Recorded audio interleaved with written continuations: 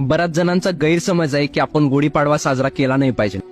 धर्मवीर छत्रपती श्री संभाजी महाराजांचा शीर भाल्याच्या टोकाला अडकावून कालच्या औरंगाबाद म्हणजेच आजचा संभाजीनगर ते बुऱ्हाणपूर पर्यंत झिंड काढण्यात आलेली.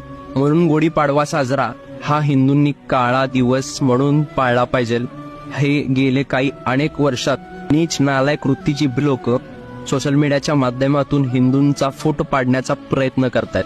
खरं तर गुढीपाडव्याची प्रथा त्रेतायुगापासून आहे, म्हणजेच प्रभू श्रीरामांच्या काळापासून ही प्रथा चालत आलेली आहे. मग बऱ्याच जणांसमोर असाही प्रश्न उभारतो की धर्मवीर छत्रपती श्री संभाजी महाराज गुढीपाडव्याला गेले, तो दुःखाचा दिवस म्हणून आपण पाळला पाहिजे. फाल्गुन अमावस्या म्हणजेच गुढीपाडव्याच्या आदल्या दिवशीची काळोखाची भयंकर क्रूरतेची हिंदूंची रात्र.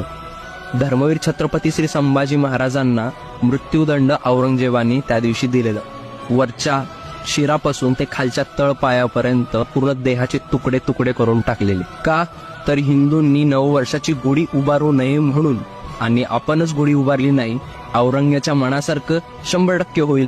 महाराजांनी अधर्म स्वीकार का केला नाही? महाराजांनी बलिदान देणंच का योग्य समजलं? तुम्ही आम्ही अभिमानाने हिंदूंची सण साजरे करावेत म्हणून तो बलिदान होता.